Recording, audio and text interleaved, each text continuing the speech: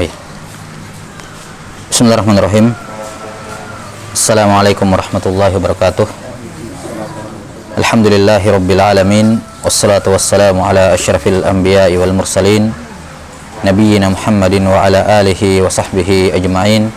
Asyhadu an la ilaha illallah wahdahu la syarikalah wa asyhadu anna Muhammadan abduhu wa rasuluh.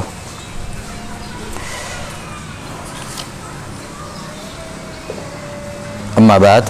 Baik, kita lanjutkan penjelasan dari kitab Al-Adhkar wal Adab karya Syekh Abdul Muhsin bin Muhammad Al-Qasim hafizahullahu taala. Selanjutnya qala hafizahullahu taala al-hajar. Al-hajar yakni mendiamkan. Ya. Al-hajar itu asal maknanya memboikot, ya, menjauhi. Al-hajar bisa berupa perbuatan, bisa berupa ucapan. Ya, ini mungkin dia berbaur dengannya tapi tidak ngajak bicara, itu juga namanya hajar. Al-hajru fil kalam, menghajar dalam ucapan. Ada hajar dalam amal, memang tidak berjumpa, tidak mau bertemu, menjauhi, memang dia datang dia menjauh. Ya, ada orang datang dia menjauh, itu namanya al-hajar dengan perbuatan. Dan ada al-hajar dengan al-kalam, al-hajar dengan ucapan. Ya, ini walaupun dia nimbrung di situ ngumpul tapi tidak ngajak bicara sengaja, karena ada masalah dengannya. Itu namanya al-hajar bil kalam.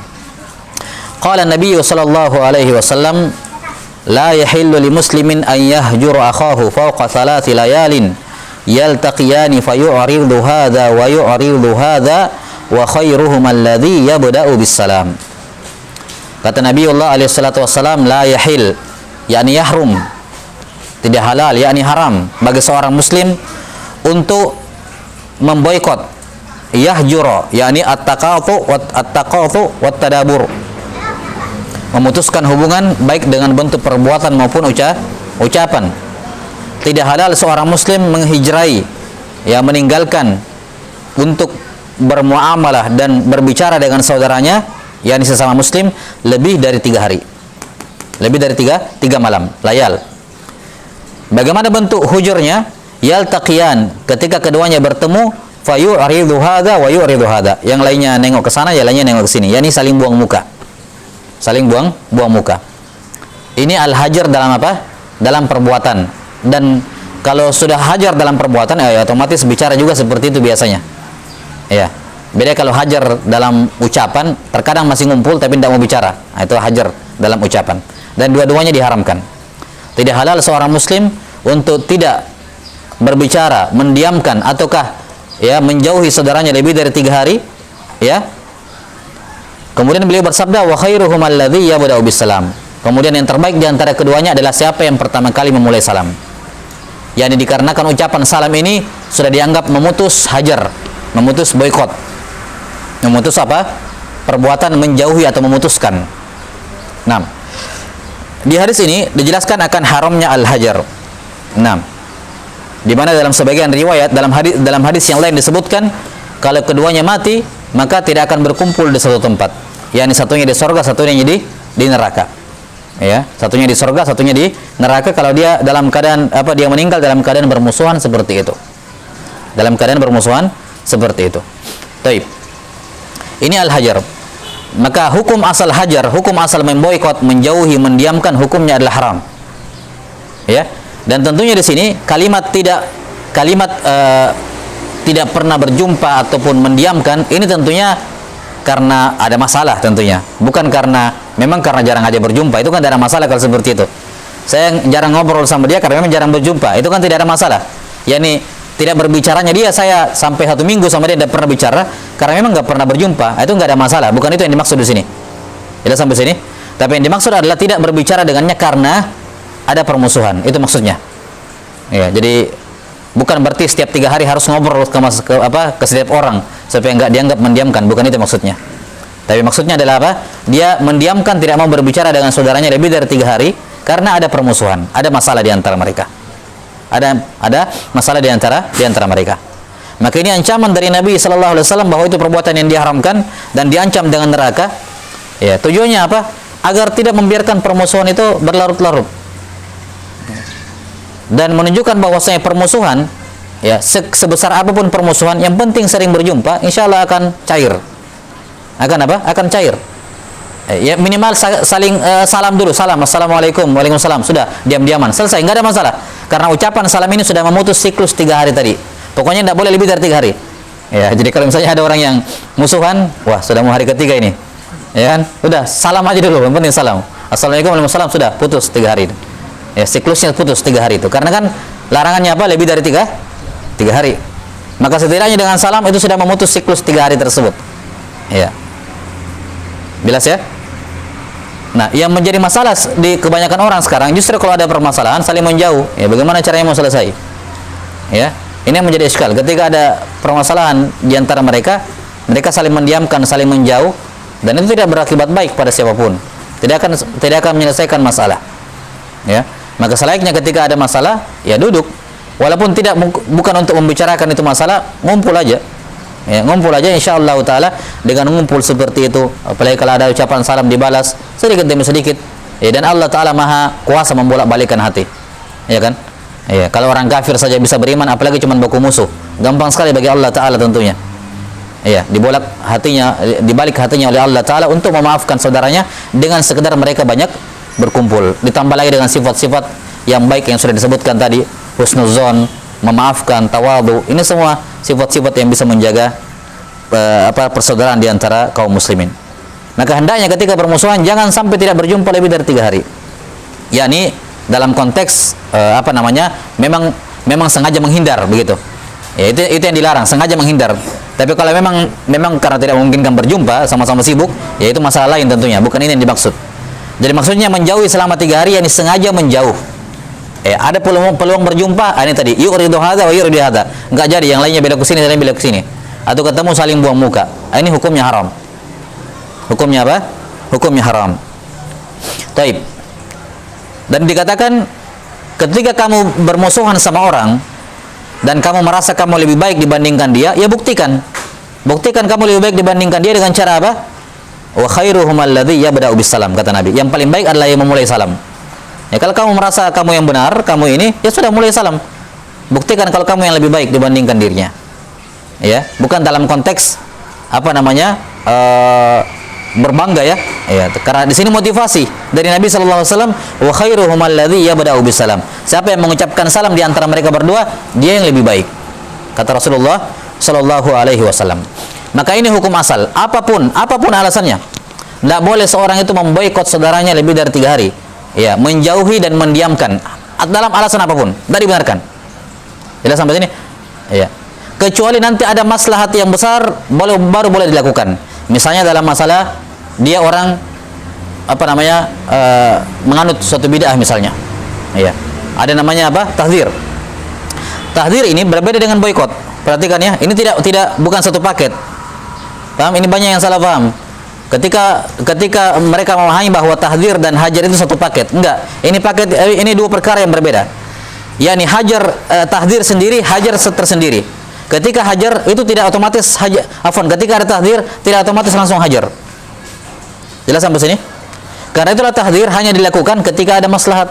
Kalau tidak ada maslahat, ngapain ditahdzir? Ya, sebagai contoh, kata para ulama, tahdzir fungsinya adalah mengingatkan orang yang buruk tersebut. Ada 2 manfaatnya. Yang pertama, orang akan dia akan dijera dari perbuatannya. Jelas sampai sini? Manfaat yang pertama mentahdzir orang adalah dia jera dari perbuatannya. Manfaat yang kedua apa? Kalau dia tidak jera, orang lain akan berhati-hati kepadanya bahwa ini orang bermasalah. Taib. Sekarang kalau saya mentahdzir, saya yakin dia yang tidak akan tinggalkan. Dan orang lain juga tidak peduli dengan tahdzir saya. Tidak ada yang dengar. Untuk apa saya tahdzir? Apa gunanya kalau mentahdzir kalau gitu? Itu tidak. Apa gunanya mentahdzir? Yang ada justru kamu yang dianggap memecah belah umat, kan begitu ya? Karena masalahnya tidak ada yang dengarkan kamu. Wujuduka ka'adamik. Kamu di tengah masyarakat adamu sama seperti tidak adamu. Jadi apa gunanya? Kan begitu. Kecuali kamu PRT, RW, kamu ulama yang ditokohkan, kamu mentahdzir, iya, dia tidak jerah, orang lain akan tahu dia salah. Tapi kamu tidak ada, ya, kan begitu ya? Jadi jangan datang masuk, kamu orang baru di perumahan, kamu pergi mentahdzir karena menganggap itu agama. Lah, siapa yang dengarkan kamu? Tidak ada gunanya. Jelas? Maka tahdzir dilakukan ketika ada salah satu dari 2 maslahat, salah satunya. Kalau dianya tidak jerah, minimal orang lain yang tahu. Ya. atau orang lain tidak peduli tapi dianya jerah, tetap ditahdir. Yang penting dia jerah. Tapi kalau dua-duanya tidak ada yang bermanfaat, apa gunanya tahdir? Karena asal tahdir itu apa kemarin? Sabbul muslim, mencela muslim. Dan asal mencela muslim diharamkan. Celaan hanya boleh dilakukan ketika tahdirnya bermanfaat. Dan manfaatnya kembali kepada salah satu dari dua ini. Jelas sampai sini? Sama seperti boikot. Kata para ulama, boikot itu sama, perkara darurat. Boikot hanya dilakukan ketika boikotnya bermanfaat. Artinya kalau dia diboikot kayak Ka'ab bin Malik, dia diboikot langsung tahu dirinya salah, menyesal dan semacamnya, dilakukan. Kalau diboikot terus santai-santai saja, temannya dia lebih baik daripada kamu, ya apa gunanya? Kan begitu. Boikot kan fungsinya adalah membuat dia sempit di muka bumi ini, di daerahnya, supaya dia jerah dengan perbuatan bid'ahnya.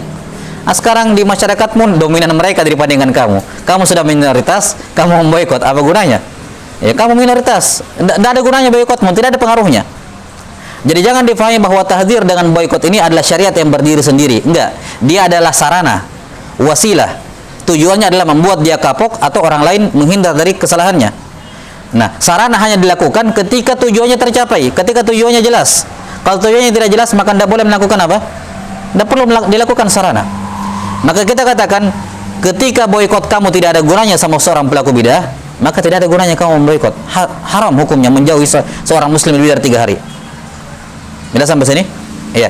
Itu perhatikan, itu kalau ada maslahatnya kepada dirinya atau kepada orang lain atau kepada diri kamu sendiri. Ya, artinya begini. Saya sendiri yang mau jauhi dia. Silakan, tapi ngajak-ngajak orang menjauhi dia kan itu masalah lain. Kalau kamu sendiri mau tinggalkan karena saya tidak mau terpengaruh, ya sudah, itu silakan. Itu hal yang baik. Dan para ulama telah apa? Ya, melakukan hal tersebut. Tapi masalahnya kamu minoritas, kemudian kamu ngajak-ngajak orang memboikot, itu kan tidak ada gunanya. Ya, siapa kamu? Ya, dan ini diingatkan oleh para ulama bahwasanya al-hajar wa tahdzir itu dilakukan ketika ada maslahat. Ya, sama seperti memukul anak ketika tidak sholat pada usia 10 tahun. Ya kan? Ini bukan perintah mutlak. Lihat sampai sini. Itu hanya dilakukan kalau memang tidak ada opsi lain selain mukul. Ya. Itu pun kalau pukul tetap tidak sholat, ya tidak ada gunanya memukul. Kan dipukul supaya dia sholat. Kalau dipukul tetap tidak sholat, untuk apa dipukul? Para ulama melarang memukul kalau tahu ujung-ujungnya dia tidak sholat juga. Jelas sampai sini ya? Maka pemukulan itu adalah wasilah, sarana menuju kepada apa? Supaya dia sholat. Nah, kalau dipukul tidak sholat juga, untuk apa dipukul?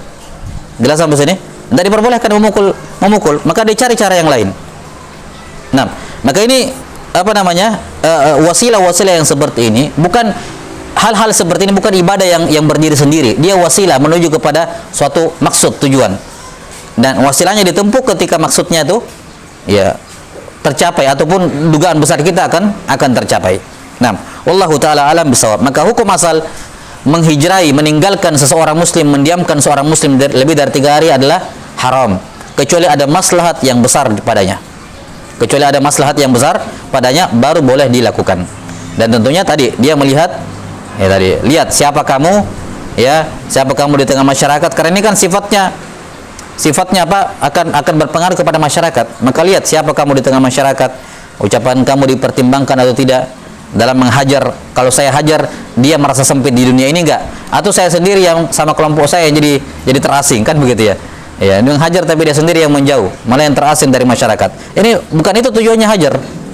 Ya. Tujuannya hajar adalah membuat dia sempit di muka bumi ini agar dia tobat dari bid'ahnya, dari kemaksiatannya. Maka kalau itu tidak terpenuhi, maka jangan dilakukan. Kalau terpenuhi, maka lakukan. Ya, sebagaimana Nabi SAW melakukan hal tersebut kepada Ka'ab bin Malik, ya, radhiyallahu ta'alaan. Taib. Ini al-hajar. Kata beliau, tidak halal seorang muslim menghijrai saudaranya lebih dari 3 hari.